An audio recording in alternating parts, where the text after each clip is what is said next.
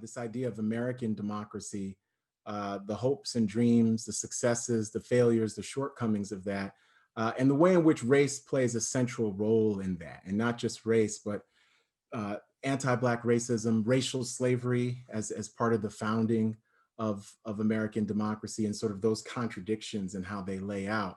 And the study for me, my study of the civil rights movement, is really a study of not just African American history, but American history. I think that civil rights is a constitutive element of American history. And the story of Malcolm X and Martin Luther King Jr. are so important.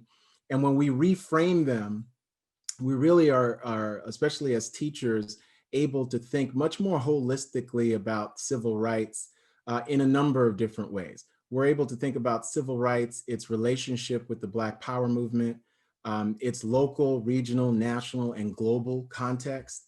But we're also able to think about its priorities. What did it want in a policy sense? How did it reshape the democratic imagination in the United States? But also, how did it reshape issues of citizenship, identity, the Cold War, post-war American liberalism, anti-colonialism, imperialism, issues of race, class, gender, sexuality, what we now call intersectional justice. This is all connected to the civil rights period. I am an advocate of looking at the period of 1954 to 1968. Sometimes you can cut it off to 65 as the heroic period of the civil rights movement. We're thinking about the Brown Supreme Court decision on May 17th, 1954, all the way to Lyndon Johnson and the passage of the Voting Rights Act on August 6, 1965. And in between, you've got everything from Emmett Till and his lynching. Really, Emmett Till is the Trayvon Martin of his era, right? It's an even more devastating case in certain ways. 14 years old from Chicago, whose body is found in the Tallahatchie River in Mississippi with a 125-pound cotton gin fan belt tied around his neck. And Till's body is going to be placed, there's going to be an open casket funeral, mutilated, disfigured. He's really assaulted and lynched by white supremacists for doing nothing. The man who's the wife of the man, one of the men who murdered Till, later admitted to Timothy Tyson, a historian, in a riveting book. There's been two really excellent books about Emmett Till in the last 3 years published. One of them is by Timothy Tyson, a great historian at the University of North Carolina, who's at Duke right now, on the Till case. But Till did not say "bye, baby" or whistle at this man's wife. He just was really murdered for being Black and in the wrong place at the wrong time in Mississippi.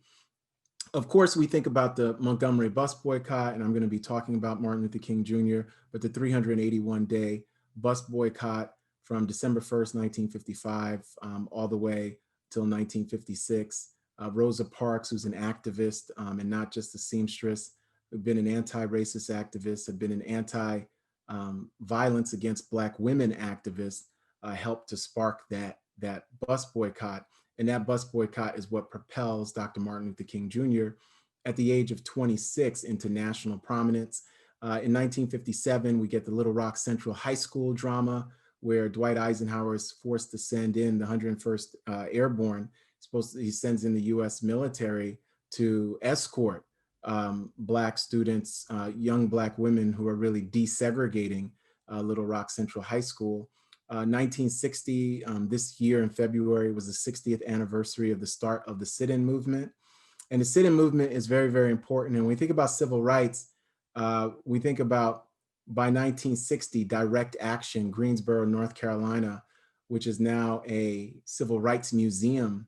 And there's the lunch counter where 4 Black students from the historically Black college, North Carolina A&T,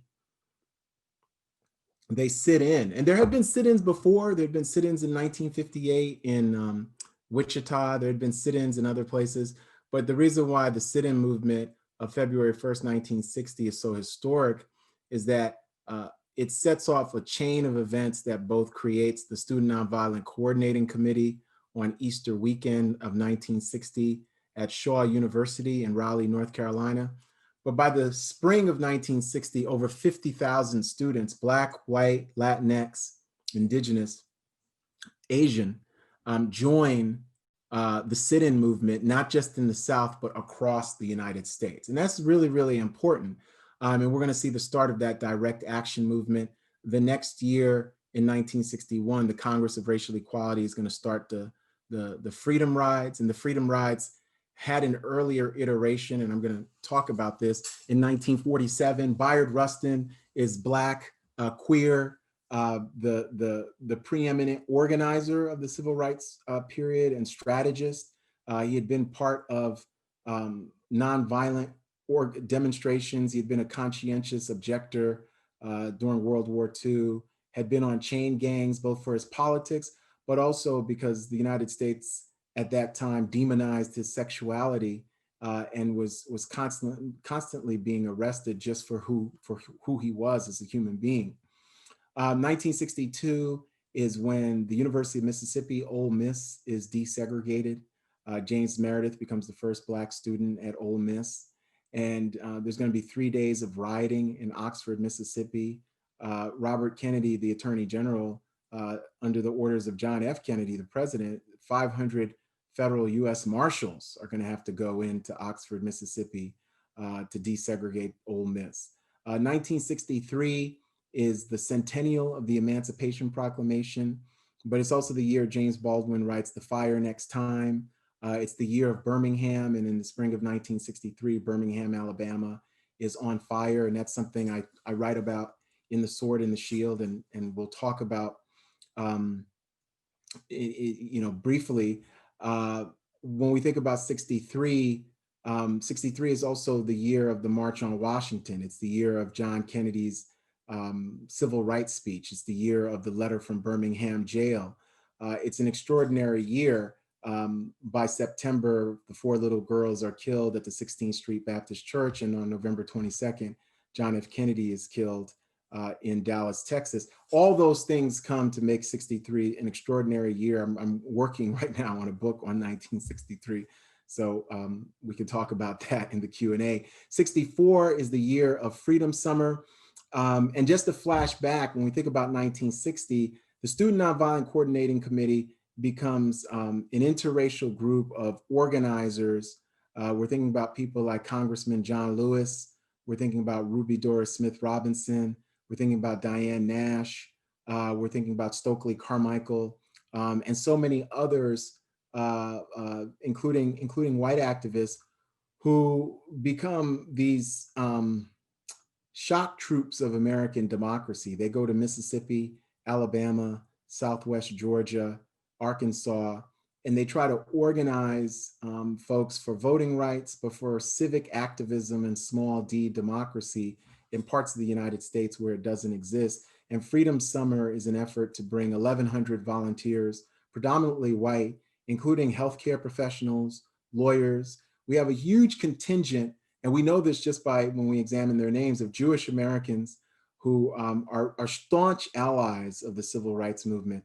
Students, including students who've been to Bronx Science, Stuyvesant, other places, who go down to Mississippi. Mario Savio, University of California, Berkeley. The whole reason we have the free speech movement is because Mario Savio had been part of Freedom Summer in 1964. And Freedom Summer sets up ad hoc freedom schools. It sets up a free Southern theater. It sets up civic and nutritious and wellness education. It sets up education about voting rights. And of course, the 3 civil rights workers, Andrew Goodman, Mickey Schwerner, and James Chaney, 1 African-American, 2 white, are going to be murdered by white supremacists just outside of Philadelphia, Mississippi after 10 p.m. on June 21st, 1964. Their bodies are going to be found in an earthen dam on August 4th, 1964. And it's important for us to remember, in terms of the violence of this period, that they found the bodies of 5 other Black people while searching for Schwerner, Chaney, and Goodman, including a torso of a Black man who had been dismembered and placed in a river in Mississippi during Freedom Summer. So this is really rough stuff, and this is our history, and it's something that we have to embrace and actually teach our children, so this kind of brutality doesn't happen again. 1965, we have Selma. This year was the 55th anniversary of March 7th, Bloody Sunday, where 500 Alabama state troopers, 500 demonstrators are routed by dozens and dozens of blue helmeted Alabama state troopers, including Congressman John Lewis. John Lewis has his skull fractured on the Edmund Pettus Bridge in 1965 and is brutalized alongside of white activists like Jim Peck in 1961 as a freedom rider. The FBI knew all this was going to happen and did nothing, of course. Very important to think about the FBI, law enforcement, police violence against civil rights activists during the 1960s. Selma is going to produce Lyndon Johnson's finest moment as president on March 15th, 1965, the joint congressional address where Johnson talks about the dignity of man and the destiny of democracy. And then we're going to see the passage of the Voting Rights Act on August 6, 1965. I say this by way of introduction, because this book, The Sword and the Shield, really looks at how Malcolm X and Martin Luther King Jr. navigated in this post-war environment. They are both coming from different backgrounds. Dr. King is coming from Sweet Auburn Avenue in Atlanta, Georgia, the son of a prosperous Black family. His father is one of the best-known preachers in Atlanta, Ebenezer Baptist Church. King goes to Morehouse College at 15 years old, then integrated Crozier Theological Seminary class, and then finally pursues a PhD in religion at Boston University. Malcolm X is born in Omaha, Nebraska, 1925, May 19th. He's one of 7 children that his mother and father have. They are Garveyites. They are followers of Marcus Mosiah Garvey, the Jamaican-born Pan-Africanist, who really ignites the largest mass Black movement of the 20th century in terms of the Universal Negro Improvement Association, which is going to have headquarters not just in the United States, but in Canada, the Caribbean, Africa, and South America. There's a great book by Adam Ewing, The Age of Garvey, that gives a very capacious global history of Garveyism. And the scholar Robert Hill at UCLA, Emeritus, has published 14 volumes and counting of the Marcus Garvey papers. So when we think about Garvey, Garvey is a movement that has a left wing, a right wing, and a center when we think about how capacious that movement is. So you're going to have folks who are pro-capitalist, Black conservatives who are part of the Garvey movement, to more liberal racial integrationists, to a left that is interested in socialism, people like A. Philip Randolph and others who are really influenced by Garveyism.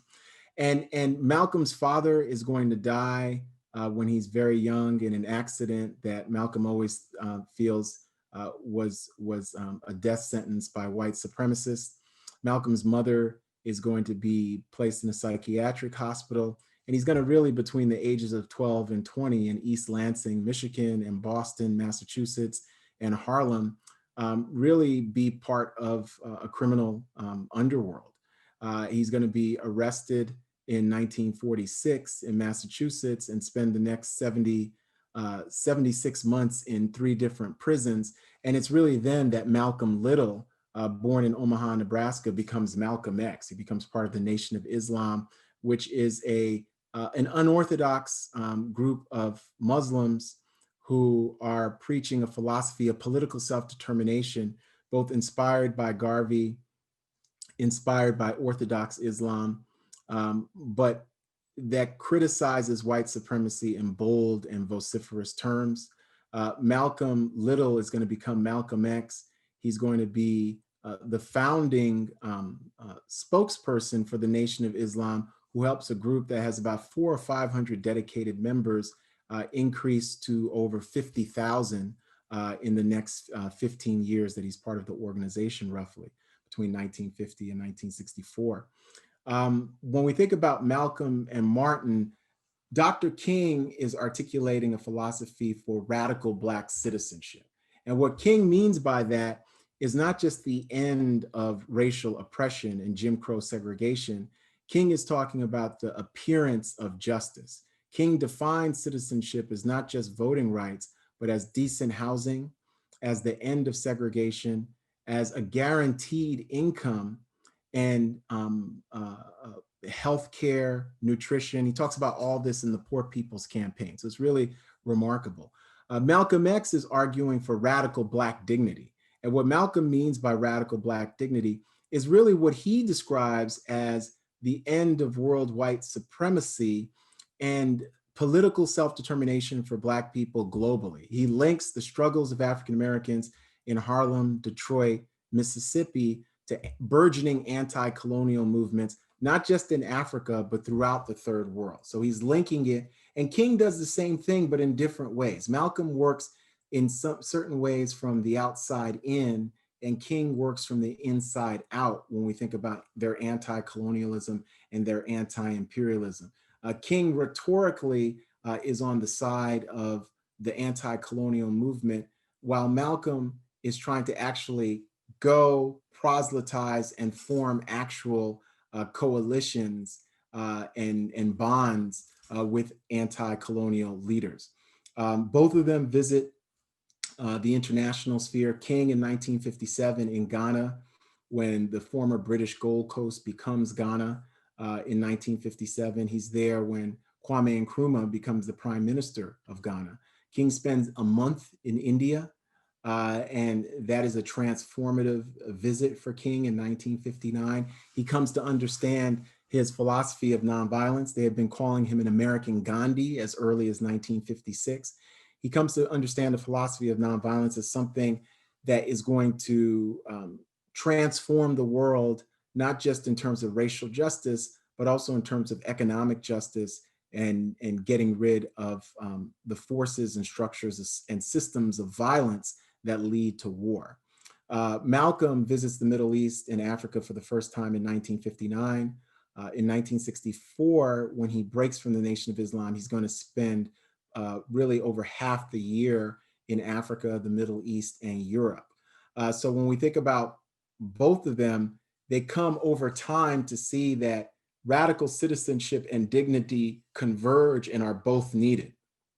When we think about how that occurs, Birmingham, Alabama, the ratcheting up of the civil rights movement is going to both inspire Malcolm X and really expand the terrain of Malcolm's political activism, even as it also simultaneously elevates Dr. Martin Luther King Jr. It's really the events of Birmingham and the March on Washington that elevate King into the global statesman who becomes the youngest recipient of the Nobel Peace Prize in history in October of 1964. And in that year, Malcolm X is in Cairo when Harlem erupts. And he's in Cairo at the Organization of African Unity, trying to build coalitions with African leaders and African statesmen to really go to the United Nations and charge the United States with human rights violations because of racial segregation and anti-Black violence. Black leaders had tried to do this in the 1950s. We think about William Patterson and We Charge Genocide, the works of Ella Baker and Paul Robeson and W.E.B. Du Bois, but it's really Malcolm who resuscitates that charge by 1964. And when we think about that convergence and how we look at King and Malcolm, if we reframe them as not just Malcolm X as the political sword and King as this nonviolent shield, and see that they actually serve as both. Malcolm is both the political sword and shield, talking about radical Black dignity, but King as well is a political sword and shield. By 1965, after the Watts uprising in Los Angeles, King writes in an essay, Beyond the Los Angeles Riots, that nonviolent disobedience must be used as a political sword to transform racial injustice in the United States. And when we think about King in the aftermath of Malcolm X's assassination, King becomes, in the words of one of his most acclaimed biographers, Taylor Branch, a pillar of fire on a quest for racial and economic justice that finds him becoming, after Malcolm X and really Stokely Carmichael, the boldest critic of white supremacy of the late 1960s. And so one of the last two chapters of The Sword and the Shield, The Radical King and the Revolutionary King, really document King's not disillusionment with American democracy, but disillusionment with reform that nibbles around the edges. King comes to believe that there has to be a radical and then revolutionary movement to end structures and systems of violence, of segregation, of economic inequality, of racism, to build the beloved community. King calls this a revolution of values. And when we think about that revolution of values, in some ways, he best documents that in his 1967 speech at the Riverside Church on April 4th, 1967, where he comes out against the war in Vietnam. But he doesn't just come out against the war in Vietnam. King argues that the greatest purveyor of violence in the world today is the United States of America, right?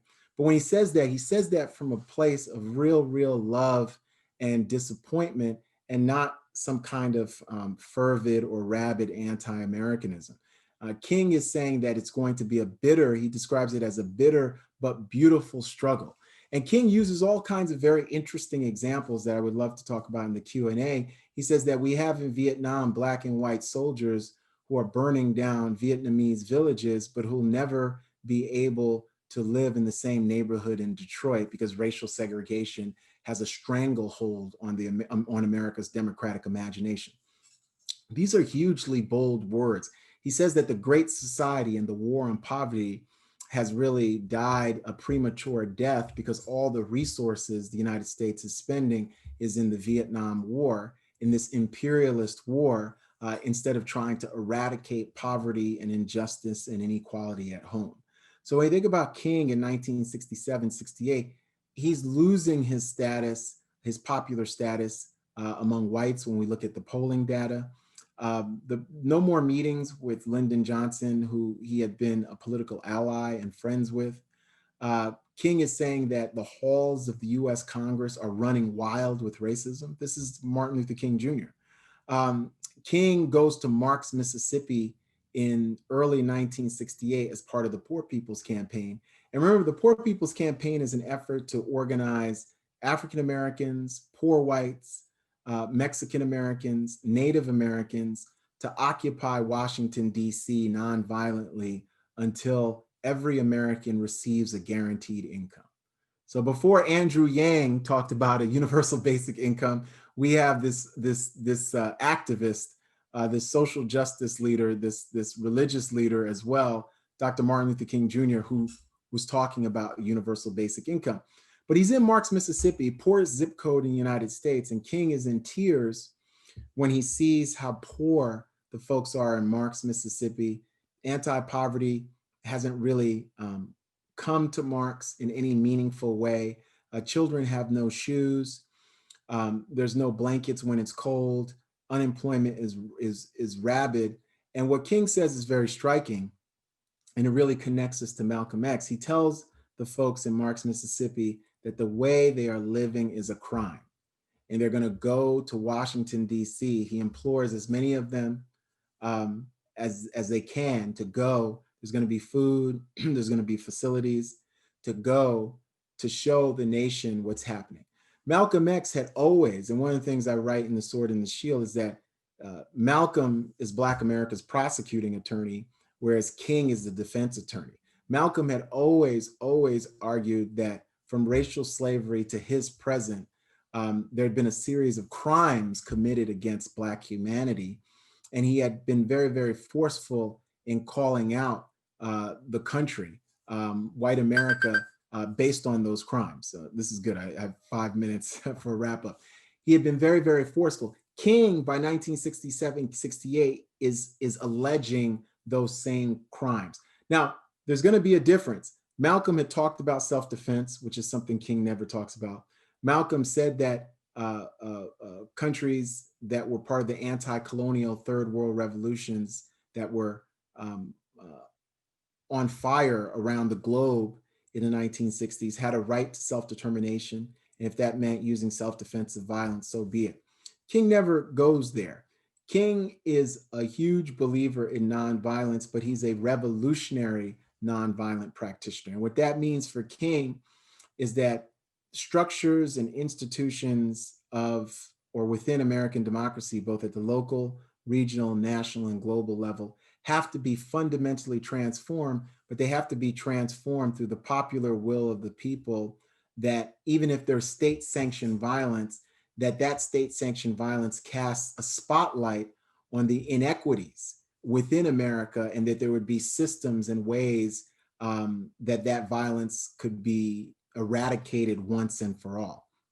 So I'd say that when we think about the civil rights movement, we have to, what's so important about looking at King and Malcolm X is that they allow us to really reframe the temporal space, the chronology, the stakes of the civil rights movement. Both Malcolm and Martin argued that the civil rights movement was really a human rights movement.